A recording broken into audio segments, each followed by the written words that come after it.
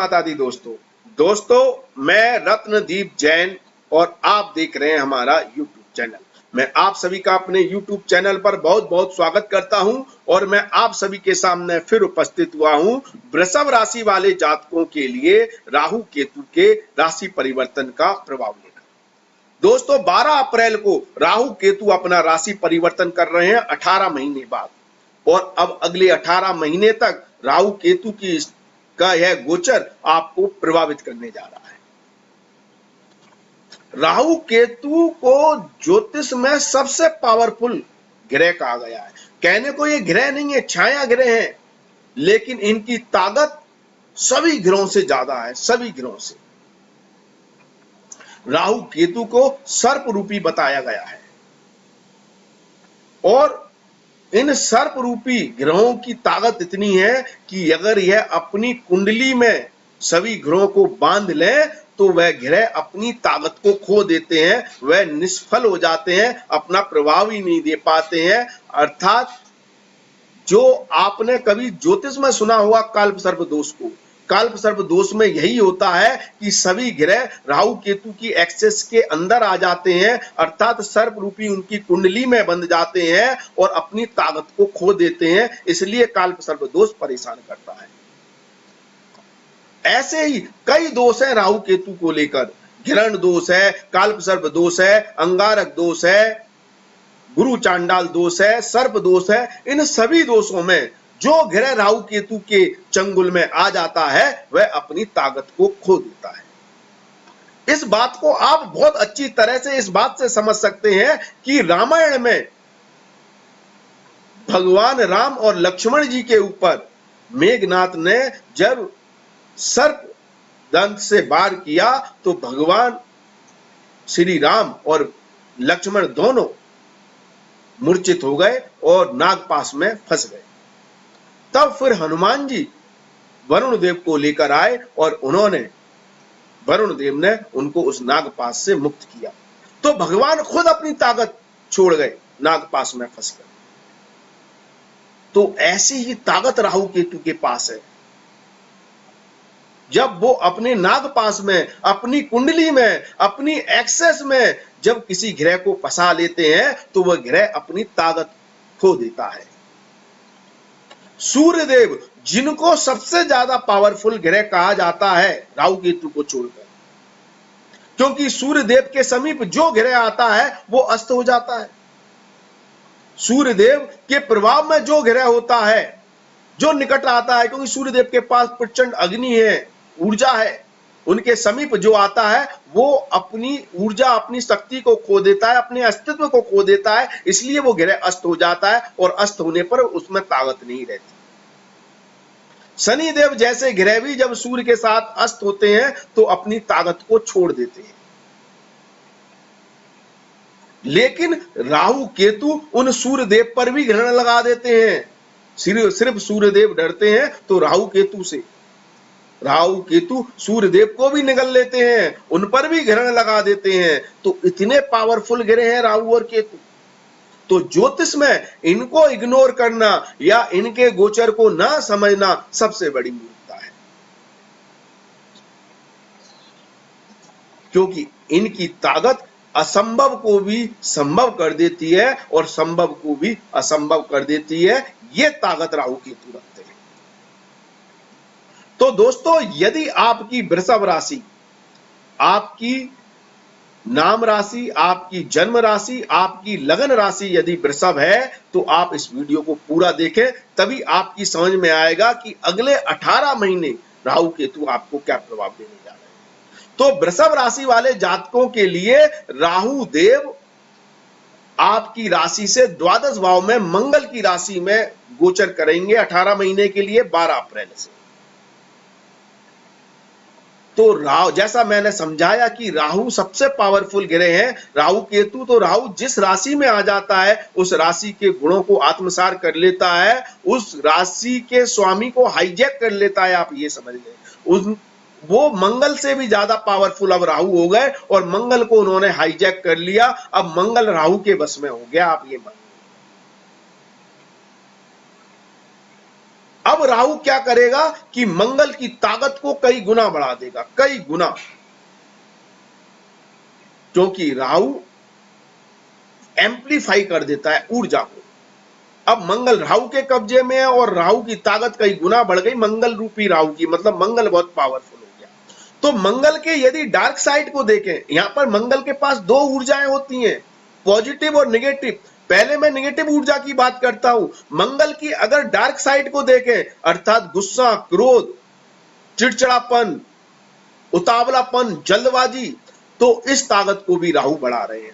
तो जो लोग अपने गुस्से पर काबू नहीं कर पाते, जिनको क्रोध बहुत आता है, जो लोग चिड़चिड़े स्वभाव के हैं, उनको अब बहुत संभल कर रहना चाहिए, क्योंकि राहु रूपी है मंगल का प्रभाव अंगारक योग बनाकर आपके गुस्से को और भी ज्यादा एम्पलीफाई करेगा। ये बहुत डार्क साइड है राहु की, बहुत गलत साइड है राहु की, याद रखना दोस्तों। जिनको गुस्सा आता है, जिनको क्रोध आता है, जो बहुत उतावले हैं, बहुत जल्दबाज हैं, उनको इस राहु की ताकत से बचना चाहिए। ये पूर्णतः अंगारक योग बन रहा है। ऐसी स्थिति में आपको भगवान शिव के ऊपर लाल पुष्प अर्पित करना चाहिए। लाल पुष्प मंगल रूप है। जब आप भगवान शिव के ऊपर लाल पुष्प अर्पित करेंगे तो आपका मंगल शांत होगा, आपका मंगल कंट्रोल में होगा, क्योंकि राहु रूपी सर्प को भगवान शिव ने अपने गले में धारण कर रखा है। तो जैसे ही आप लाल पुष्प भगवान शिव के ऊपर अर्पित करेंगे, आपका मंगल शांत होने लगेगा, आपका क्रोध शांत होने लगेगा, आपका गुस्सा शांत होने लगेगा।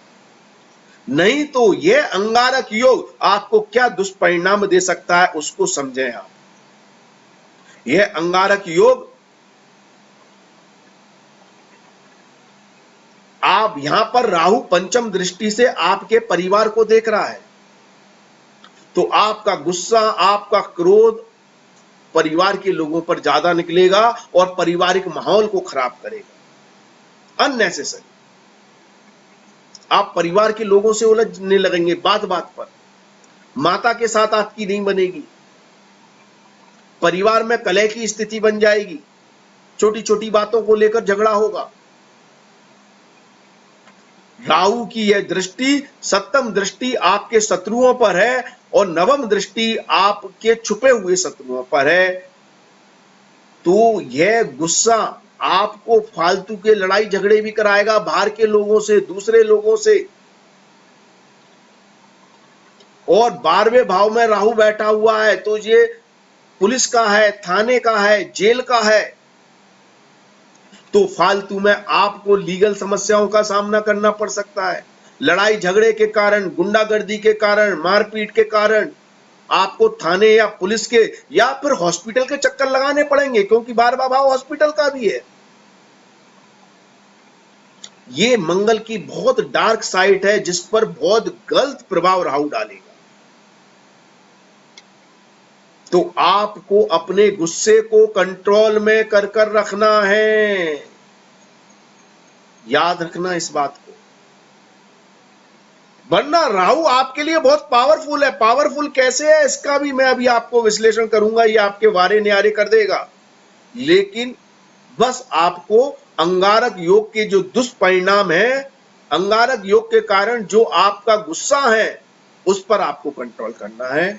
शिव आराधना करें, दूध जल अर्पित करें भगवान शिव के ऊपर, क्योंकि दूध जल चंद्रमा रूपी है और भगवान शिव ने चंद्रमा को अपने सर पर धारण कर रखा है। जब आप चंद्र रूपी दूध और जल को भगवान शिव के ऊपर अर्पित करेंगे तो आपका मन शांत होगा, और लाल पुष्प अर्पित करेंगे तो मंगल शांत होगा। तो जब चंद्रमा अच्छा हो जाएगा, मन कंट्रोल में आ जाएगा और मंगल आपका शांत हो जाएगा, तो आपको किसी भी तरह की समस्याएं नहीं आएंगी, आपकी हर स्थिति कंट्रोल में होगी। तो आप शिव आराधना जरूर करें। अब आप इसके पॉजिटिव परिणाम देखें। देखिए, आज की डेट में पॉजिटिव परिणाम हो गए हैं 12वें घर के राहु के। पहले नहीं होते थे। पहले इसलिए नहीं होते थे क्योंकि 12वां घर आइसोलेशन का है, मतलब अनजान जगह पर ले जाने का या बसाने का काम करता है, दूर स्थान पर।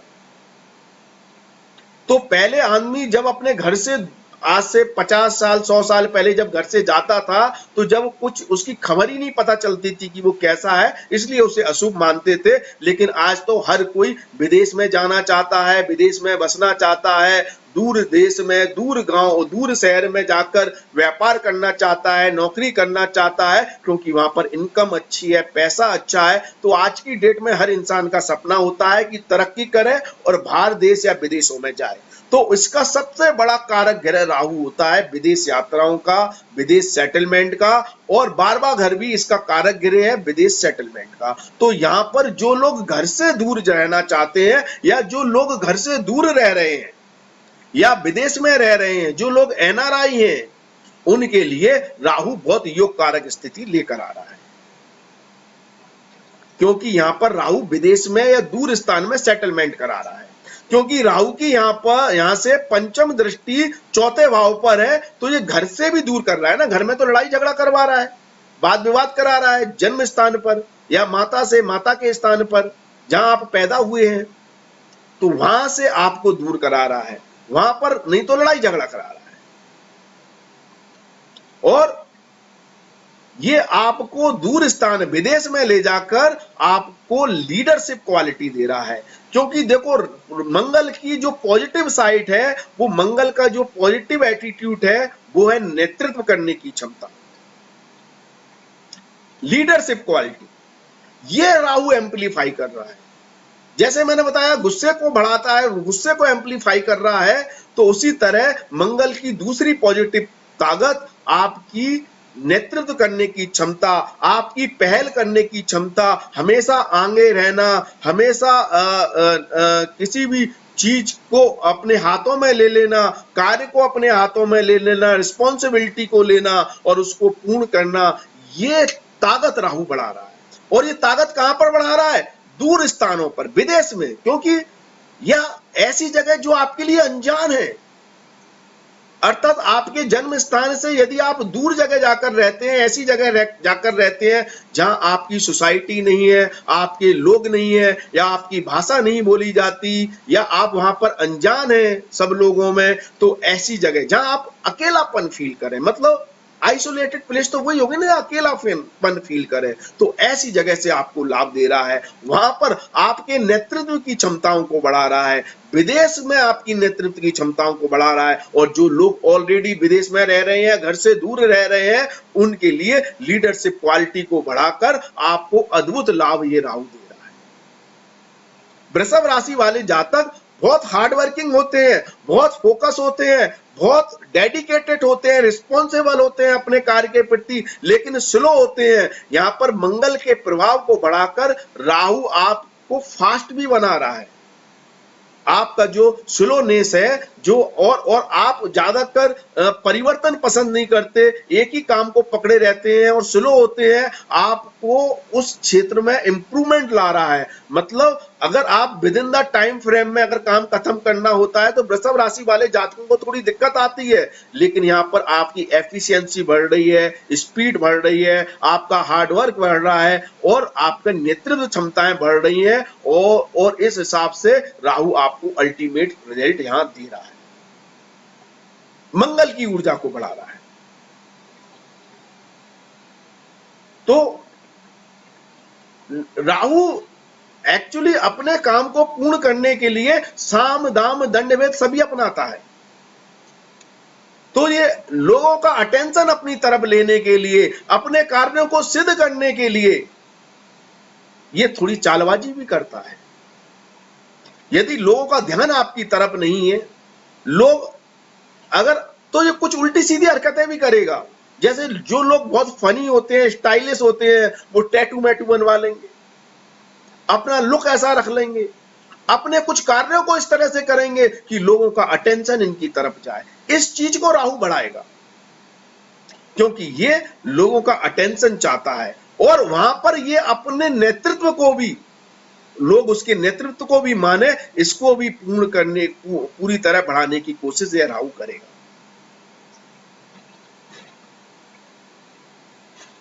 तो ये बहुत अल्टीमेट रिजल्ट देगा राहु, यदि आप इंटरनेट के माध्यम से कोई लाभ प्राप्त करना चाहते हैं, क्योंकि राहु इंटरनेट का कारक है, हवा का कारक है, वो 12वां भाव हवा का है। तो वायु से संबंधित या वायुयान से संबंधित, हेलीकॉप्टर से संबंधित फील्ड से जो लोग जुड़े हुए हैं, स्पेस एजेंसी से जो लोग जुड़े हुए हैं, इसरो नासा से जो लोग जुड़े हुए हैं, उनके लिए बहुत योग कारक स्थिति राहु लेकर आएगा।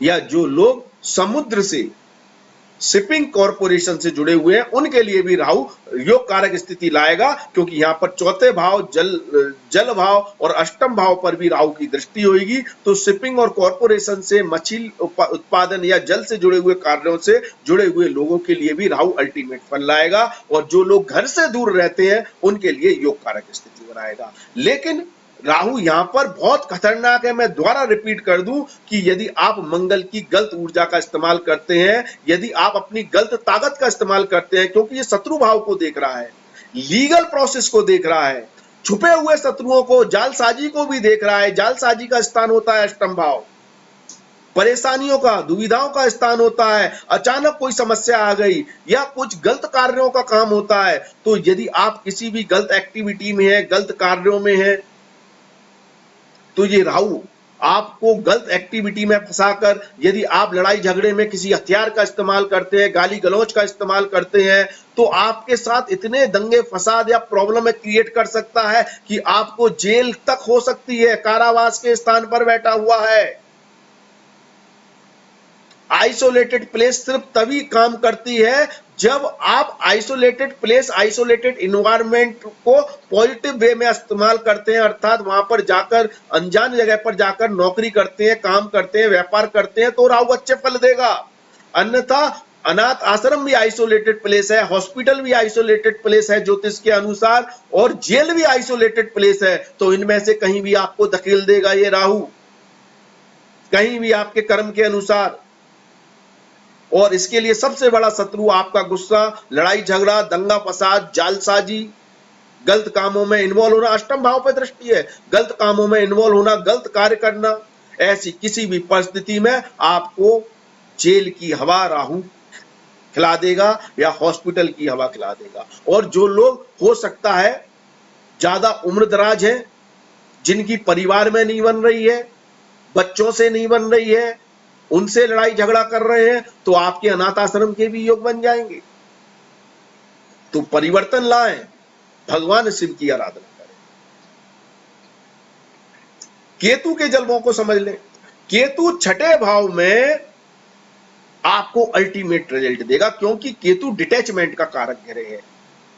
तो ये डिटैच किससे करेगा? आपके शत्रुओं से, आपके विरोधियों से।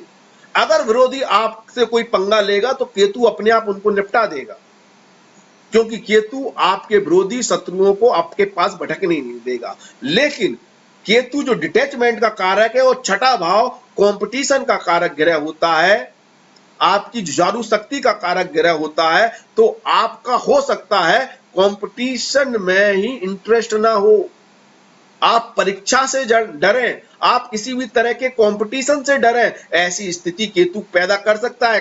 काफी हद तक उसको राहु बैलेंस करेगा सप्तम दृष्टि से, लेकिन बहुत ज्यादा आपका इंटरेस्ट नहीं होगा कि आप किसी कॉम्पिटिटिव एग्जाम में बैठे। अगर केतु खराब है तो, खराब केतु की बात कर रहा हूं, आपका इंटरेस्ट नहीं होगा कि आप किसी कॉम्पिटिटिव एग्जाम में बहुत अच्छा प्रदर्शन करें, या आप कर भी रहे हैं तो उसमें आपको मजा नहीं आएगा, उसमें आपको बहुत अच्छे रिजल्ट ना मिले।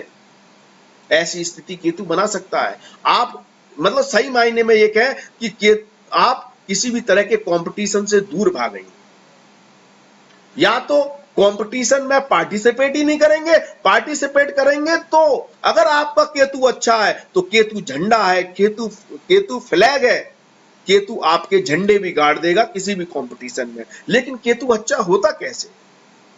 या तो जन्म कुंडली से अच्छा होगा। अगर अब जन्म कुंडली तो आपकी लाखों करोड़ों लोगों की, मेरे को नहीं मालूम कि केतु आपका कहां बैठा है। हाँ, लेकिन गोचर में केतु अच्छा कैसे होगा? उसके लिए सबसे बढ़िया काम होता है कि आप मेडिटेशन करें, क्योंकि केतु मेडिटेशन का सबसे बड़ा कारक ग्रह है, ध्यान का। आप जितना ध्यान करेंगे, जितना मेडिटेशन करेंगे, उतना केतु पावरफुल हो जाता है। क्योंकि केतु आपको भौतिक सुखों से दूर ले जाना चाहता है, मटेरियलिस्टिक चीजों से। जहां राहु मटेरियलिस्टिक चीजों के प्रति ऑब्सेसिव होता है प्रदान करने के लिए, वहीं केतु उसका डिटैचमेंट दर्शाता है, उसमें कोई लगाव नहीं होता है मटेरियलिस्टिक चीजों का। और जो व्यक्ति भौतिक सुखों की तरफ भागेगा, मटेरियलिस्टिक चीजों की तरफ भागेगा, केतु उसे परेशान करने लगेगा, क्योंकि तुला राशि में बैठा है, शुक्र की राशि में बैठा है। अब मैं आपको मटेरियलिस्टिक चीजें चाहिए, भौतिक सुख चाहिए और कंपटीशन भी चाहिए, तो केतु ये कहता है कि आप धर्म को अपनाएं, आप मेडिटेशन करें, आप अपनी इनर पावर को डेवलप करें।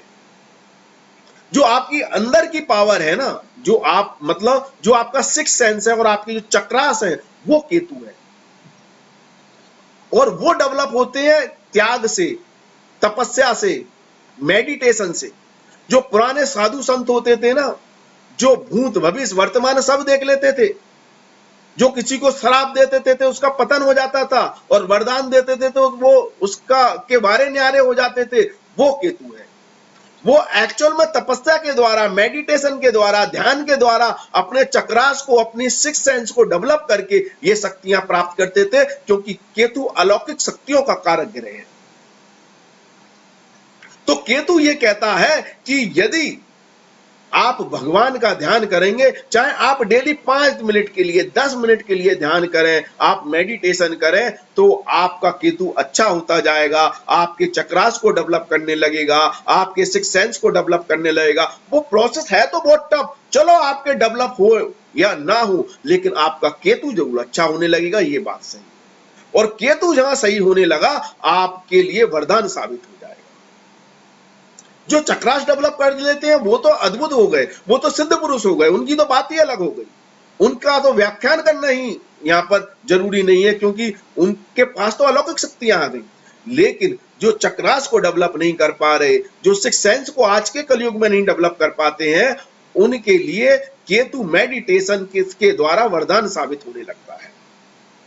आपको आपको कंपटीशन में मन लगने लगेगा, किसी भी तरह की प्रतिस्पर्धा में मन लगने लगेगा, और उसमें केतु आपका झंडा गाड़ देगा, आपको अच्छी ऊंचाइयां देगा। खास तौर पर छात्रों के लिए जरूरी है, वरना ये केतु आपको नौकरी में प्रॉब्लम दे सकता है। जो लोग नौकरी करते हैं, बॉस के साथ वाद विवाद, बॉस के साथ झगड़ा, कलीग्स के साथ झगड़ा, आपकी कलीग्स के साथ नहीं बनना, ऐसी स्थिति ये केतु पैदा करने लगेगा। क्योंकि यहां से केतु की पंचम दृष्टि आपके कार्य क्षेत्र पर है, आपके कर्म पर है, आपकी नौकरी पर है। तो आप अपने अधीनस्थ कर्मचारियों से लड़ने लगेंगे, आप अपने कार्य क्षेत्र में लोगों से लड़ने लगेंगे, आप अपने बॉस से पंगा लेने लगेंगे, और जिसका दुष्परिणाम यह होगा कि आपको अपनी जॉब से हाथ धोना पड़ सकता है, क्योंकि उससे आपका सीधा असर आपकी धन स्थिति पर पड़ेगा, क्योंकि केतु की यहां पर नवम दृष्टि आपके धन भाव पर है।